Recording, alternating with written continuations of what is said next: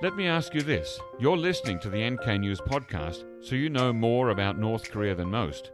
But how about the South? To really understand what's happening on the peninsula, you need to know about South Korea. And now you can, through our new Korea Pro news and analysis service. This is not your average news service. It's a thoroughly researched analysis of South Korea's politics, society, and economy from an international perspective. But you know what the cherry on top is? The absolute lack of commercial influences. No ads, no sponsored articles. It's just pure, objective analysis by a team of qualified specialists. And the best part? As a listener of this podcast, you get a 25% discount. All you have to do is use the coupon code PODCAST during your sign-up. So head over to koreapro.org/podcast and start your journey with Korea Pro. That's koreapro.org/podcast.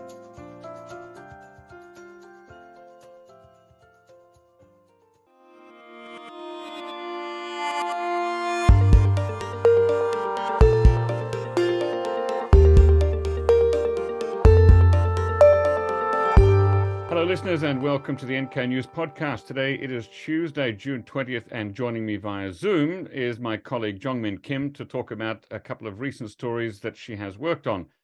Let's start with a story titled Seoul Sues North Korea for $35 million for illegally blowing up liaison office that was published just a few days ago.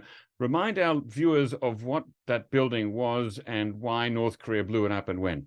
This was the hallmark of the time of inter-Korean, the warming relationship at the time. It was after the 2018 April 1st summit between President Moon Jae-in and North Korean leader Kim Jong-un. They agreed to improve relations, and this liaison office, it was part of the efforts to make the management easier for the inter-Korean relations. And they chose the site as part of the Kaesong Industrial Complex, which was once jointly run.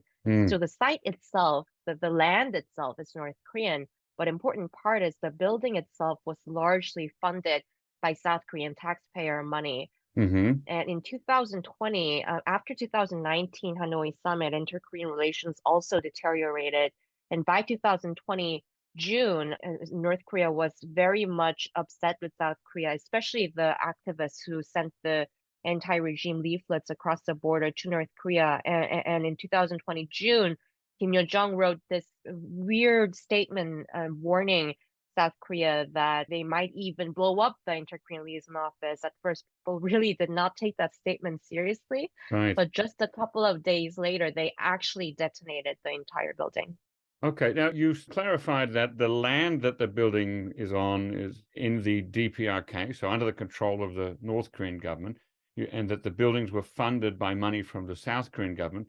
Was it actually recognized by North Korea that the buildings themselves belonged to the Republic of Korea? Well, I don't think they technically think of it that way. I think Yeah. it's South Korea's point of view that it's part of South Korean property rights. Mhm. Also, it was big in South Korean media headlines that South Korea used so much money to build a Yeah. building in the North Korean land without much North Korean funding into the same one. Right, and now the South Korean government under President Yoon Suk-yeol is suing North Korea for $35 million for blowing up this liaison office and a building next door. Why do you think the Yoon administration's unification ministry is going through this process? Is it just symbolic? Well, I think it's largely symbolic, but there are multiple reasons. One is actually about domestic politics. This is part of a bigger picture, I believe. There has been ongoing efforts by the Yoon administration to review whatever was done during the Moon administration, including aiding the NGOs with government fundings and all the inter-Korean cooperation projects that were done under the Moon administration. And this was one of those things that was widely criticized by not only the left-wing commentators, but also people who were centrist, because North Korea was not held accountable for its actions, which did breach the South Korean property rights. And also, it was very unilateral. So it was something that was criticized during Moon administration that Yoon administration wanted to, I think, bring into light again. So partly it's political, but it's also one of the bigger picture the Yoon administration is trying to hold North Korea accountable symbolically, because even if there is a court case that is successful, it's difficult for South Korean legal authorities to enforce the decisions, the court orders in North Korea. So it is symbolic in that it gives a message that South Korea is attempting to ask North Korea for the price of what the activities that it has done. But it's not like it's impossible because there are alternatives as well, but those are also very difficult. Right. I was going to ask, are there any North Korean assets in South Korea that could be converted into cash to pay if South Korea wins the lawsuit? Right. From Western listeners, I think this will remind you of the Otto Warmbier parents case and other cases where, for example, United States seizes the assets such as North Korean ships and use that to compensate for these cases, reparation cases. But in South Korea, it's quite difficult. First of all, there's not much ships coming into South Korea from North Korea, but there is one thing that has been considered alternative for a very long time, like the cases of civilian lawsuits against North Korea, such as the prisoners of war. What this thing is Inter-Korean Economic and Cultural Cooperation Foundation. The organization has been holding money, the copyright fee for the North Korean state television usage in South Korea. Until 2008, it couldn't transfer money to North Korea anymore after the South Korean tourist was shot and killed in Mount Kumgang. So after that, this organization has been holding the copyright fee under South Korean court, and it's called 공탁 in South Korean. In a kind of a trust. Depositing. Right. And there has been a lot of court cases where the plaintiffs ask for this money to be used for compensating, but it never really was successful. But the South Korean government, when announcing this lawsuit, government to government lawsuit on the liaison office case, one of the officials mentioned this case and that this is relevant. And by the way, this is the first ever lawsuit where South Korean government itself is directly suing North Korea in the court case. Well, I was going to ask about that, but that brings up the very related question. So the plaintiff is the South Korean government. The legal system is the South Korean court system. Who is the defendant in this case? Is it the DPRK as a state entity? Because, of course, the South Korean government and the North Korean governments don't recognize each other and haven't since their foundation in 1948. So what's up with that? Right. This is, I think, personally, the most interesting part of this case. Of course, under the Constitution, North Korea is considered an anti-state actor and definitely not a state actor. So the government decided that they will mark the defendant as DPRK, but define it as an unincorporated association, 비사단 법인, rather than a state, in line with how the South Korean constitution views the North. This is very interesting and important because this might set a precedent for further other cases in the future where if South Korea ever directly the government sues North Korea again. And this is also in legal terms, very condescending for North Korea as well to be called an unincorporated association rather than other legal definitions as well.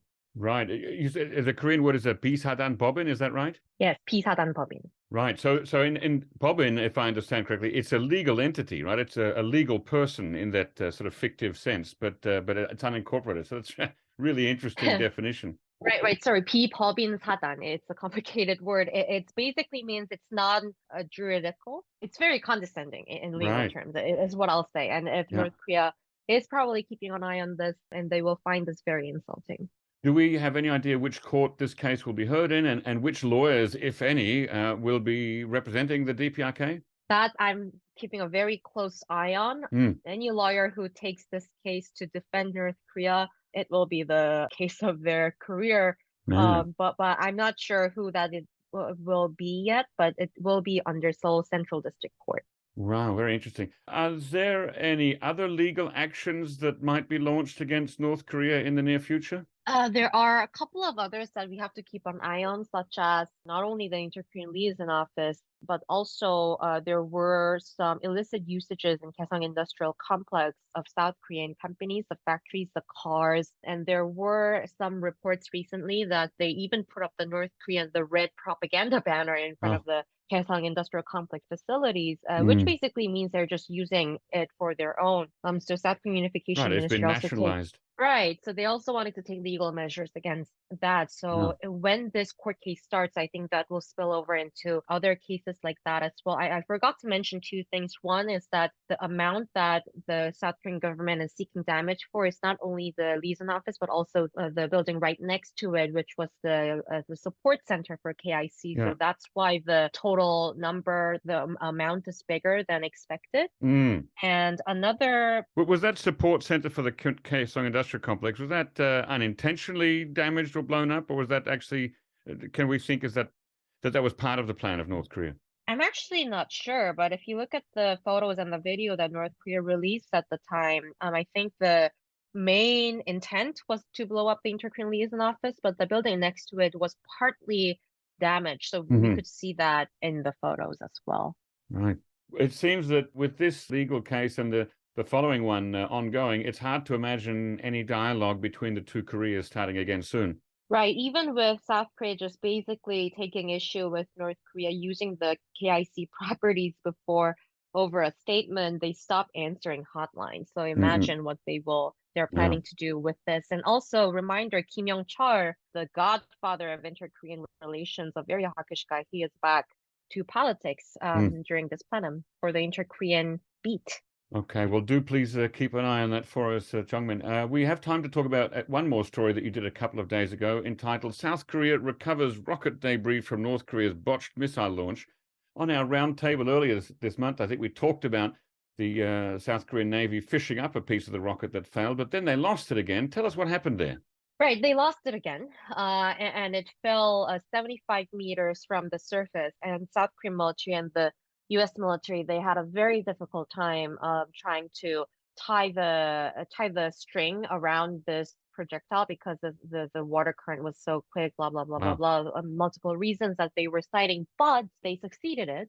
So they brought it back to port to Pyeongtaek, and now it's an Agency of Defense Development (ADD) Yeah. for analysis. It's much bigger than they expected when they were snapping photos at the time. It Yeah. was 15 meters, and it turns out it was the second stage part, the entire second stage So part. kind of the middle part, right, of the rocket? Right, it's a three-stage Yeah. rocket, and it's the second stage. But unfortunately, according to media reports citing anonymous military sources, there was no engine inside. Ah, There will be limitations on how much right. information they will be able to get out of it. Okay. Now, I think it took 2 weeks to finally get it up again. Is that right? Right, I think more than 2 weeks, around 2 weeks, I'd say. Yeah. Was China also trying to find the rocket part? Right, that was a big first scoop by Anton Sokolin, our new NK News reporter. He saw maritime data. We also had a source information about that. There were Chinese Coast Guard ships nearby, increasing activity, apparently competing with South Koreans Hmm. on who fishes it up first, because under international law, in Yeah. the international water, whoever fishes it up first will be able to claim ownership, and South Korea did. But there are also remaining other parts in the sea that's fallen there. So South Korean military is continuing the seek. Right.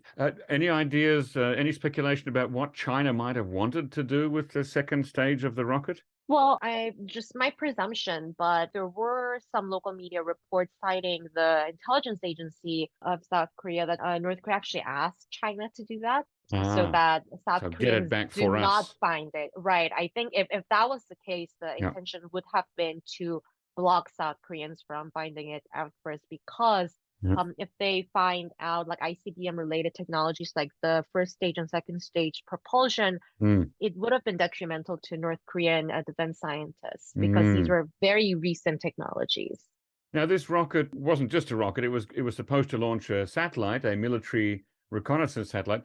Has the actual satellite itself been found? No, unfortunately, that's one of the things that South Korean military is continuing trying to locate where they are. This is the Manrikyong-1 satellite, and we're not sure where it is. But according to local media, there are more than 180 rocket parts that South Korean military wants to find and salvage, and satellite 180 salvage. from this rocket alone. Hmm. Oh, that's a lot. Okay, gosh. Well, that'll be certainly interesting to see if they're able to get the satellite. As you mentioned, this second stage, there was no engine found with it, so it does limit what they can learn. What do you think South Korea would be hoping to learn from it? I think mostly now that there was no propulsion that the engine found in the second stage, that's a bummer.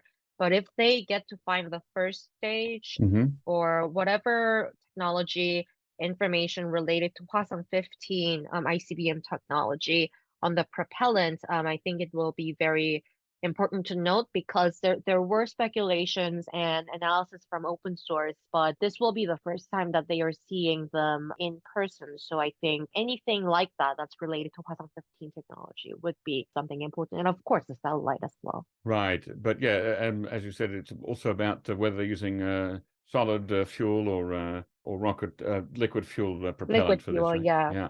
Hmm. Okay, well, that's really interesting. Do keep an eye on both of those stories. Keep updating us. Thank you for coming on the podcast today, Jeongmin. Thanks, Jacko.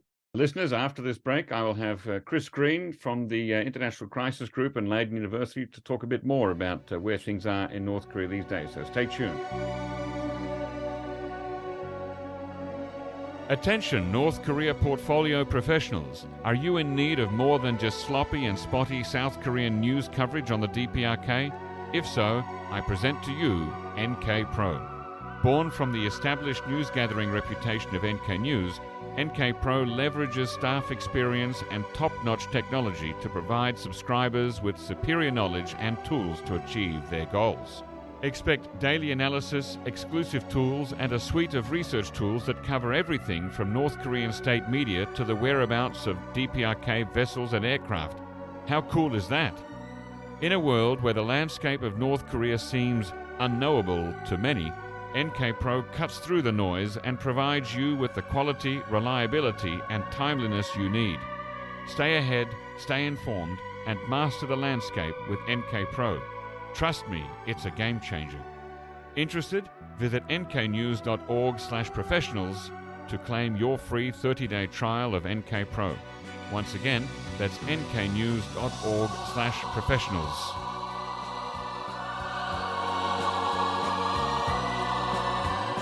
For this week's long interview, I'm joined in the NK News studio by Chris Green, Assistant Professor at the University of Leiden and an analyst at the International Crisis Group. You can find him on Twitter at DEST_Pyongyang, which I understand does not stand for Destroy Pyongyang, but Destination Pyongyang, correct? Yeah, not destroy, no. Welcome back on the show, Chris. You were previously on episode 233 in April last year, so people can go back and listen to that one. And at that time, we talked about some of the complexities of solving the North Korea issue. It's good to have you back on again.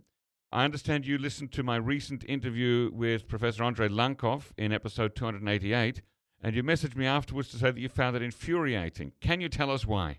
I wouldn't have put my question quite like that. But anyway, okay, first of all, I find it less infuriating now than I did then. Having listened back to it in preparation for this podcast, I thought I should listen back. And I found it noticeably less infuriating. But I felt that Professor Lankov played on or was guided by specific events at the time that perhaps didn't reflect fully the sort of the long-term circumstances of the Korean Peninsula. I mean, I think concerns over American alliance commitments would happen and do happen cyclically, whether or not North Korea develops solid fuel missiles, whether or not North Korea acquires tactical nuclear weapons. Like, that's just a fundamental constituent part of the alliance relationship, is periodically, and Donald Trump certainly didn't help, but to periodically generate concerns in South Korea over the credibility and the strength of US commitments. And I feel that those commitments are rather more credible and rather stronger, perhaps, than Professor Lankov may have suggested in that podcast. Hence my mild discontent, let's say, at what I heard, which I misrepresented as infuriation at the time. Well, it might have been, but it's like a lot of things when you take a deep breath and count to 10 and then think about it again, and the infuriation subsides and is replaced by mild discontent.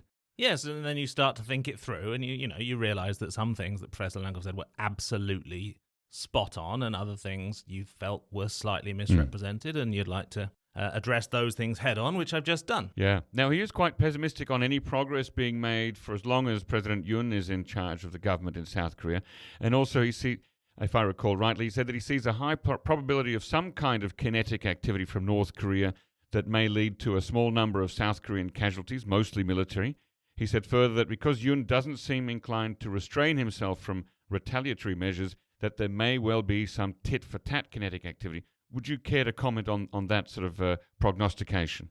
Well, as far as I recall, he actually said dozens to low hundreds of deaths, which is not a few, right? That's quite a significant number were that to come to pass. Good point.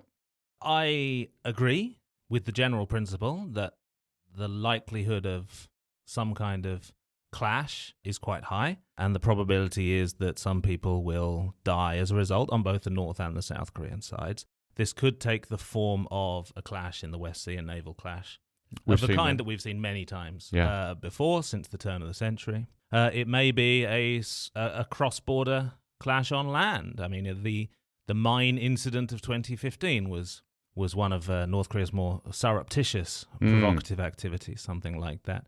So I think the general idea that we are at risk of such an event, I hope that it would not lead to the low hundreds of casualties, is reasonably high. As for South Korea's likely response to it, I don't think there is any more appetite for allowing, and I say allowing deliberately, for the United States permitting or allowing South Korea to respond many times over, right? A many times stronger response.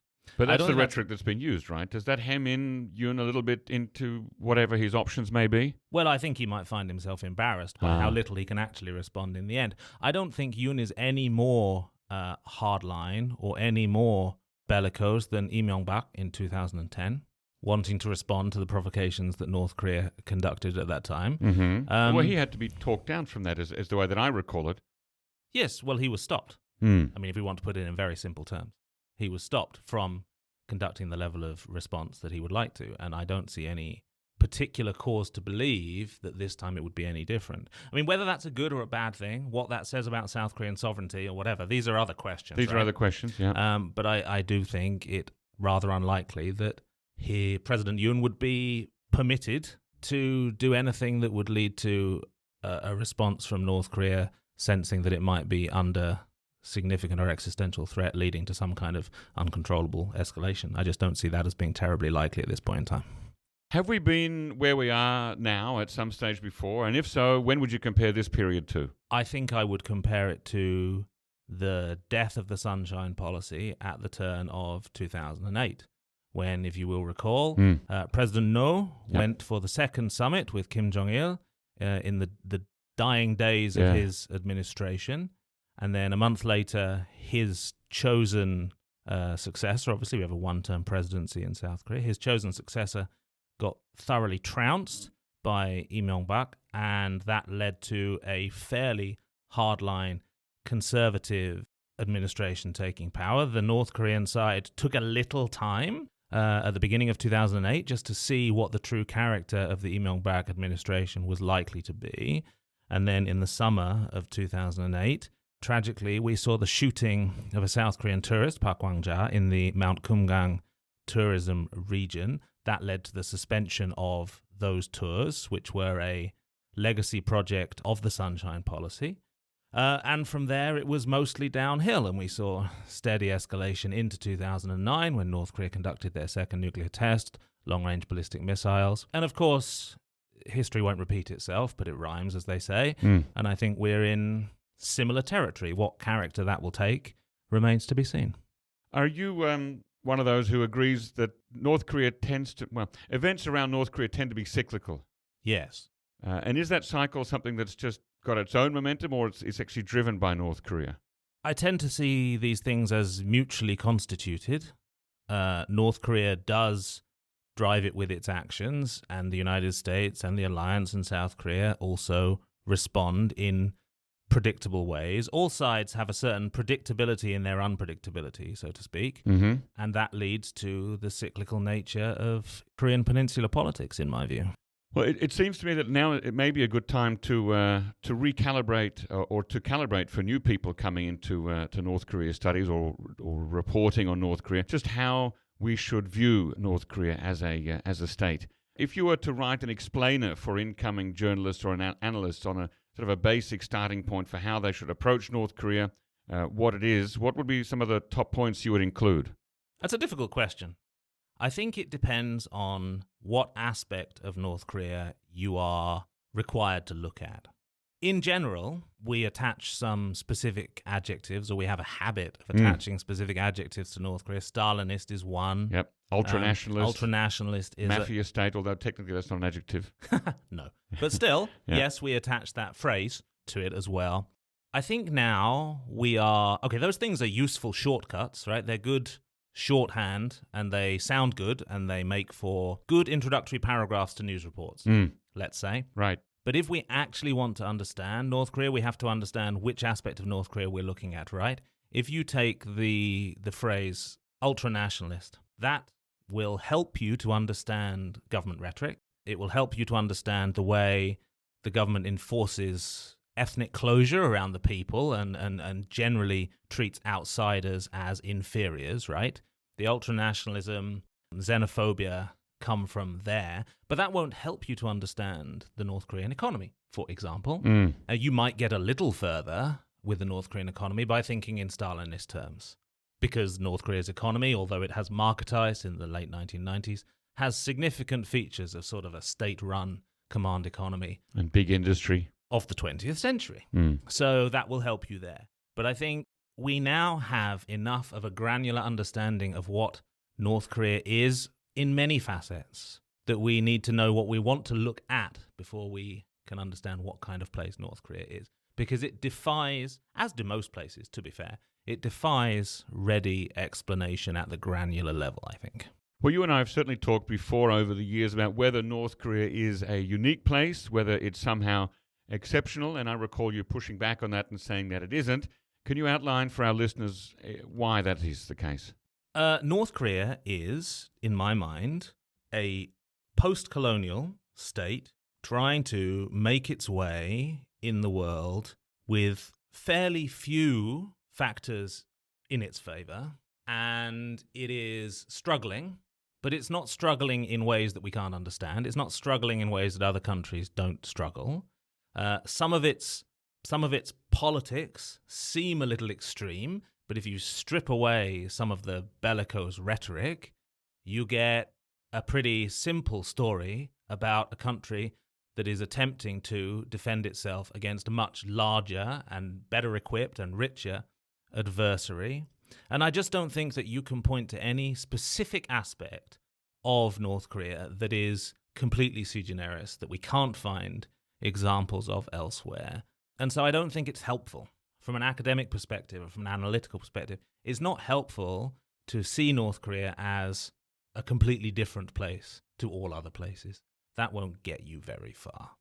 Is the degree to which the government doesn't serve the interests of most of the people but of a very small elite, is that different from other nations, or is that something that's of a piece with other places?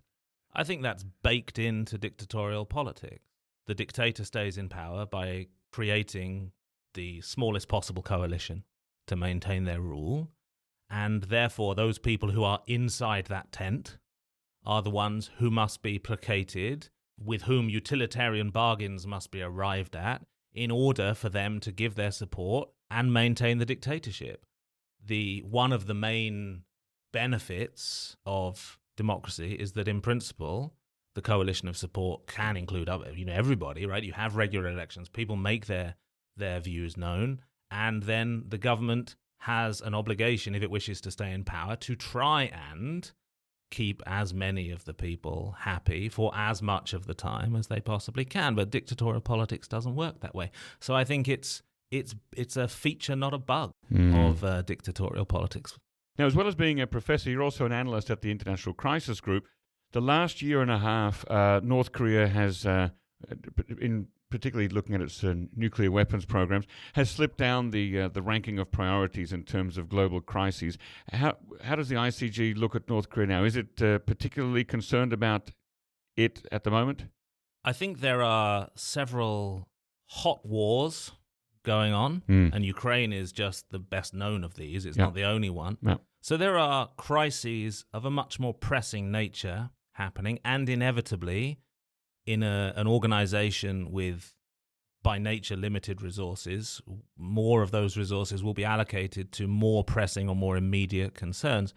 But that doesn't mean we stop thinking that the Korean Peninsula is a problem, simply that we have to look at other things more immediately.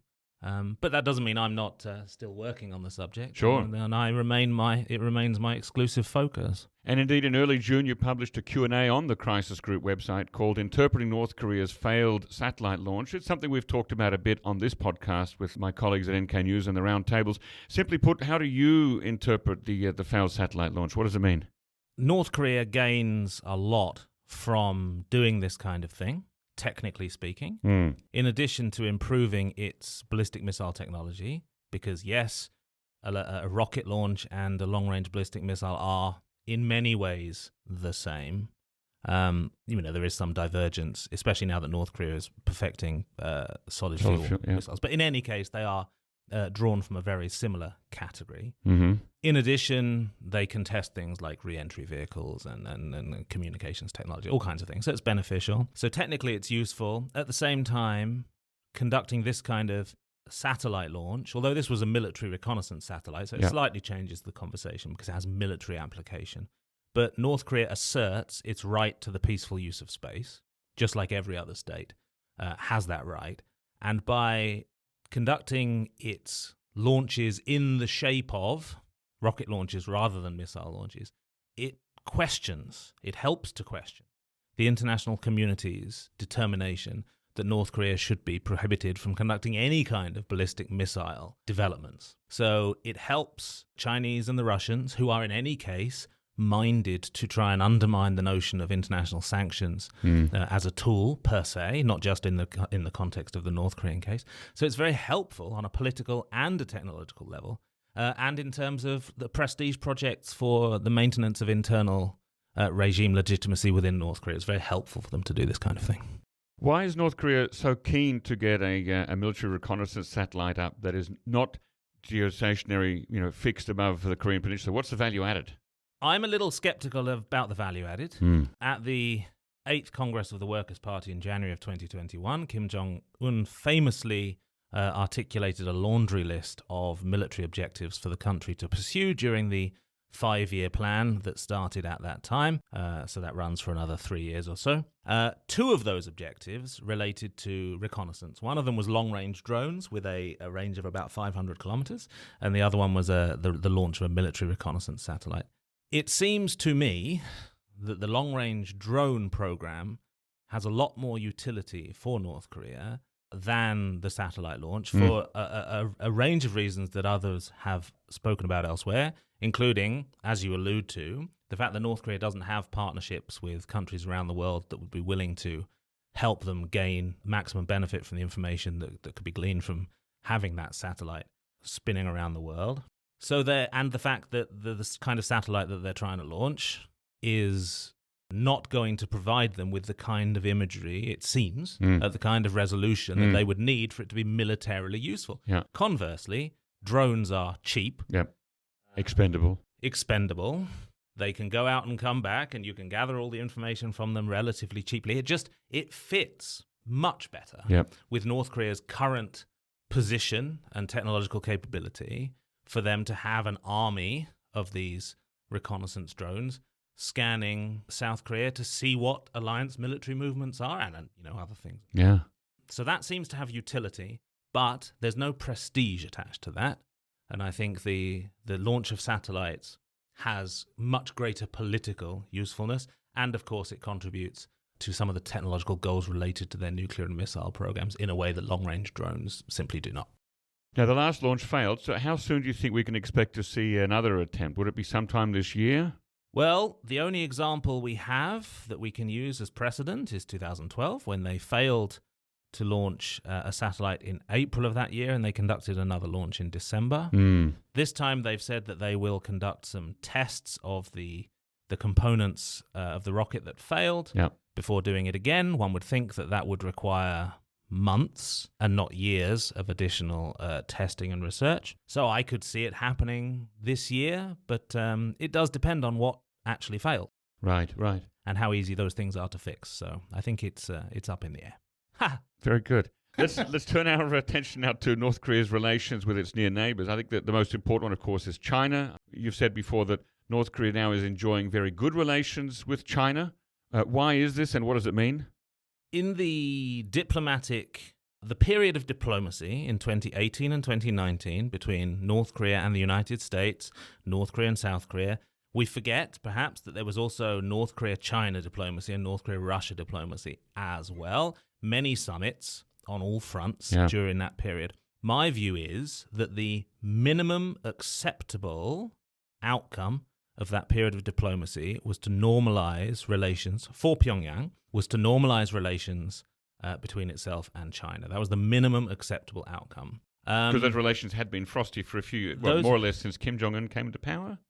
Well, yes, but the 2016-2017 fire and fury period, during which North Korea conducted not one but 3 nuclear tests, really did test the patience of the Chinese, leading to the point where China-US relations, at least in the context of unanimity in the UN Security Council, were causing very significant problems for North Korea.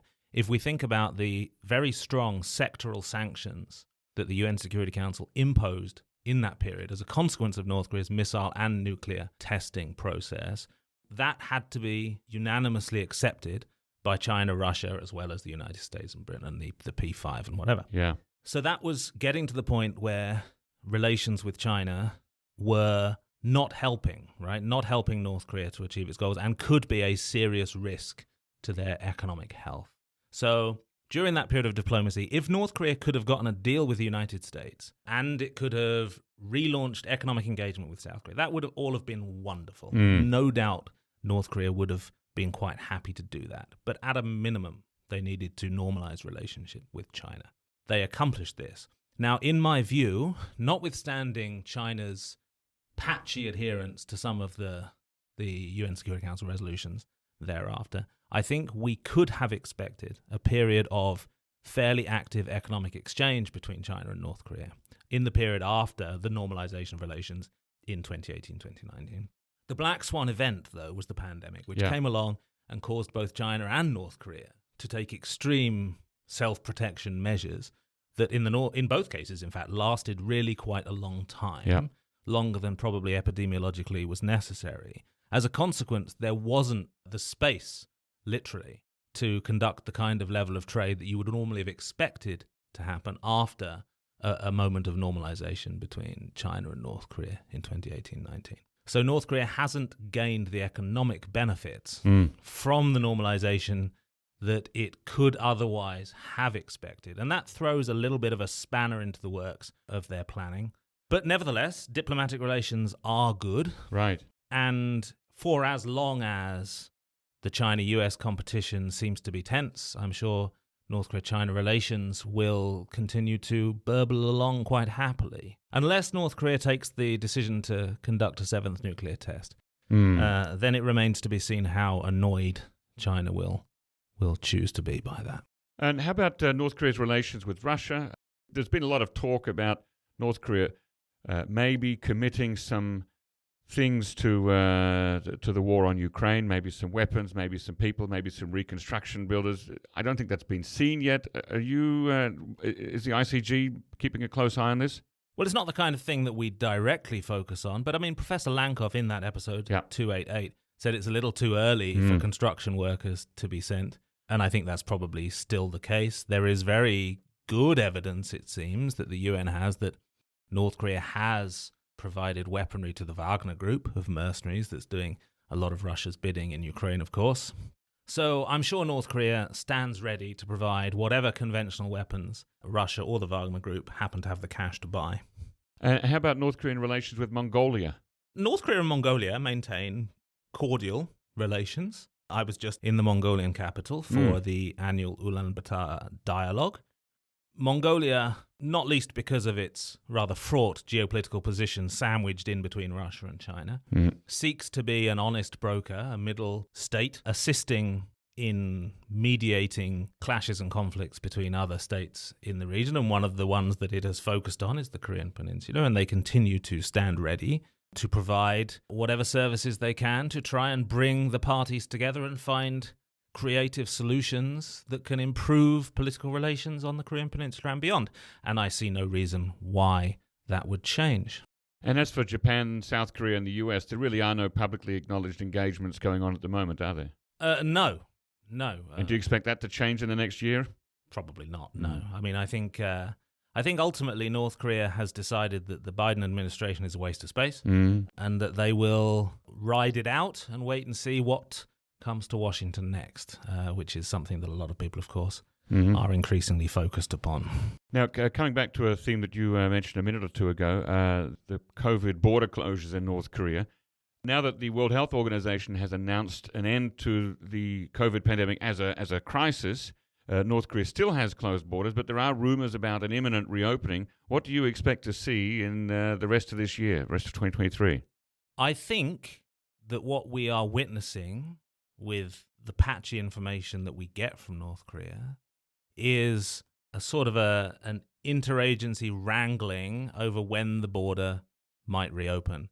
It seems that there are a lot of organizations and actors in North Korea who have the desire to either bring people in or to bring goods in or to do deals of various kinds. To send athletes out. To resume tourism. I mean, you name it. The list is long. But at the end of the day... What's on the other side of that set of scales? Is it just the State Security Agency and the Army, presumably? It's the intel services. Okay. I mean, they are presumably very happy with the way we are struggling to get information out of North Korea now, and the way that state media is dominant in our ability to get information. That's perfect for them, notwithstanding the fact that these people are corruptible too, and they have less access to corruption as a consequence of the border being closed. But as a general principle, those organizations don't want the border to reopen because from a state security perspective, it works for them. But society is struggling, and there are many things that organizations and individuals in North Korea need to get across the border, and that places pressure. And so at some point, I think the North Koreans will reopen their border. But at the moment, everybody is waiting to see when the people who actually have to sign off on that are going to do it. Would it be fair to say that the continued closure of the border is more about people control than pandemic control? Yes, I think that would be fair. And is this a kind of decision? Like, is the decision to open something that really the man at the top, Mr. Kim Jong-un, would have to take? I mean, ultimately, it would have to have his signature on it. Clearly, the national security conservatives are in the ascendancy. They have his ear, and maybe there aren't enough other people who have his ear, giving their points of view on the sort of the problems that are being caused by the failure to open the border. But this, coming back to what you were saying earlier about having the minimum support base necessary to keep the system going, this must be hard for the people who have been in that support network, right? Your moneyed classes, the people who are traveling, the people who are trading, the donju, etc. They haven't been able to make anything in the last 3 years. Does he risk losing their support by continuing the closure? I think he risks losing some of their goodwill, but it's not clear to me what they can actually do about it, right? It's a police state. They have shown no compunction about using coercion to stop people from protesting or from making their views known. So I think Kim Jong-un is doing harm to his coalition of support, which is a subsection of the Pyongyang population, basically, isn't it? It's not even the entire population there. It's smaller than that, probably. So those people have indeed benefited enormously from marketization and corruption, and they were doing very well in many cases until the pandemic. And by continuing to keep the border closed, even when the risks posed by the pandemic seem to have ameliorated, he's certainly, sacrificing some goodwill. But as I say, I'm not sure what people who are feeling like that can do about it right now. And for our last theme today, talking about the food situation in North Korea, we're seeing increasing media reporting internationally about starvation happening in North Korea on a wider scale than before, perhaps something not seen since the famine of the mid-1990s. And there has also been reported rumors, no direct testimony yet as far as I'm aware, of cannibalism. Now, you've been watching and analyzing North Korea for many years. What's your first instinct when you hear of stories like that? My first instinct is to assume that there has been no return to famine in North Korea. And by famine, we mean generalized death on a large scale through hunger, right? Right, and I think, as opposed to malnutrition or other things. I mean, malnutrition is absolutely ubiquitous in North Korea. For most people, most of the time, it's hard not to be malnourished on some level. So nutrition is generally terrible in North Korea. That's one thing. And families do starve to death because the welfare system is underdeveloped. And if you suffer some loss, a family member dies or something, then the family's economic health can rapidly deteriorate because that's just the kind of the hard scrabble nature of North Korean life. Yeah. So that's one thing. On the other hand, we have said, as an analytical community, since marketization in the late 1990s, that marketization will mean that North Korea will never again fall into famine. Has that been a consensus view amongst the analytical community? Well, I mean, I hesitate to put words in the mouths of other people, but I think, generally speaking, that was widely agreed upon. And I think we have to have the courage of that conviction and assume that, for now, given that the market system has come under attack from the state during and before the pandemic to a certain degree, but mostly at the margin. Like, there's no suggestion that the North Korean government, like it did in 2005, is going to make an attempt to roll back marketization whole cloth. I don't think anyone thinks that's likely. So the marketization of North Korea continues, the market system continues, and therefore I think we can assume that that is enough to stop people falling into, or to stop the society falling into famine. At the same time, the market system can suffer from market failures if, for example, the border remains so closed that absolutely nothing can come in. Right? Yeah. That's a very serious problem. Markets, it can influence prices, it can cause a great deal of distress. Yeah. So on the one hand, I would say famine is unlikely because the market system continues, but due to the border closure, the society has been under greater duress than had been the case for at least a decade and probably more prior to the pandemic. For those of us who may not be up on the economical knowledge there, can you help us explain how it is that marketization is a famine preventer? In the 1990s, the public distribution system, which was the state-run system of rationing in North Korea that had hitherto provided for people's needs, stopped functioning. People stopped receiving their rations. The people who did best under those circumstances were the ones who quickly realized that you needed to trade things to survive. So that was the transition, rapid, ad hoc, expected, and uneven transition to a market economy that took place in the 1990s. Since when it became institutionalized, and that led to the distribution of food and competitive pricing and public markets in every town, and just people recognizing that they needed to use their own wits to acquire the necessary capital to be able to buy the things that they needed in the markets. And that meant that they were not reliant on the state anymore, and that led to identity shifts, but it also just led to greater welfare for the average person because the government was no longer making choices about who could get what.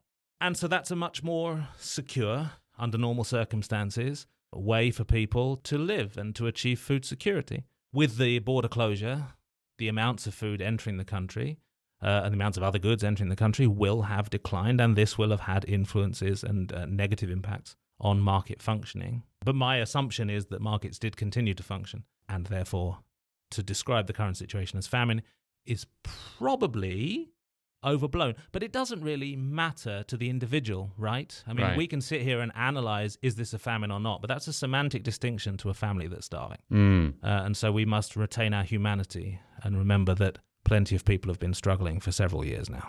In the best of all possible worlds, should North Korea be food self-sufficient? Does it have enough arable land to grow its own food? No, I think it's the most unwise for North Korea to try and be food self-sufficient. It's mostly mountainous. It doesn't have that much arable land, and due to poor agricultural decisions over decades, the land that it does have is decreasingly productive. Right. It's denuded. It's not good soil anymore. For North Korea, attempting to achieve food self-sufficiency is a most unwise political decision. Well, okay. What would be some signs that we could look for, those on the analyst community outside North Korea, if there were large-scale, widespread starvation in North Korea? What would be some things you could tell, either from satellite photography or other sources? Luckily, we still have some organizations, such as Daily NK. Full disclosure, I worked for a decade for Daily NK many years ago. Organizations like Daily NK that do have access to networks of people inside North Korea. Those people are still communicating with the outside world through Daily NK, and they are reporting on suffering. They're reporting on starvation in a limited sense. They are telling us about the stresses that North Korean society is under. And even people who don't read Daily NK, which I understand is a niche publication, they will have seen, for example, the recent BBC 20-minute documentary that used inside source testimony gathered from Daily NK, actually, as it happens. So that's just an extension of that same network to show the level of duress, the level of stress that North Korean society is under. So it's not as if we're now looking again at a black hole. That's not the case. We can still get information out of North Korea. It's just a little tougher than it used to be. Okay, yeah, but to come back to satellite photography, is there something we would be able to look at or look for, mass graves, for example, if there were to be widespread starvation? Do you remember how, at the outset of the COVID-19 pandemic, we were able to learn quite a lot about the way the pandemic was expanding through Wuhan, the source of the initial outbreak, through satellite imagery of the car parks of hospitals, for example. Yes. Very dramatic. So it was very dramatic indeed. You mentioned mass graves. People say that North Korea is not the kind of society where it's very easy to see such suffering because people die behind closed doors, I believe, or something like that was the phrasing used. Yeah. But if dying at home. Yeah. But if things became too grave, then I think you would be able to see evidence of it in the towns and villages around North Korea through satellite imagery.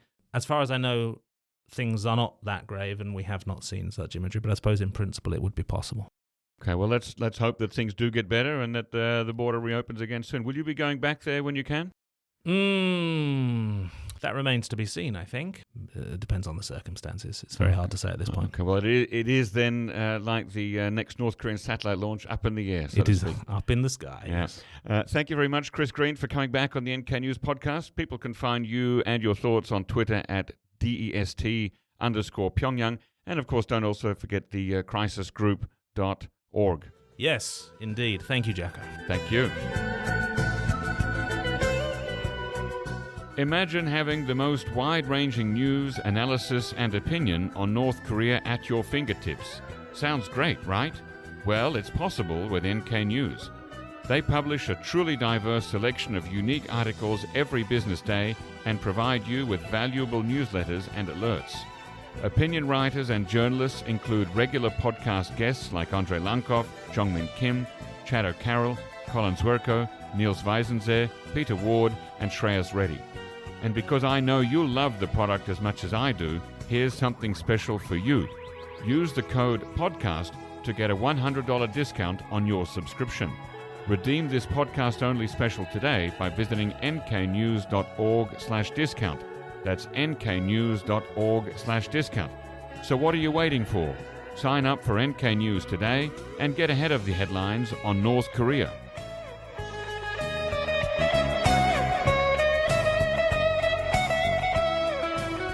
Thanks as always to Brian Betts and Arius Dare for facilitating this episode, and to our post-recording producer genius Gabby Magnuson, who cuts out all the extraneous noises, awkward silences, bodily functions, and puts in the ads. Thank you very much for listening, and next time.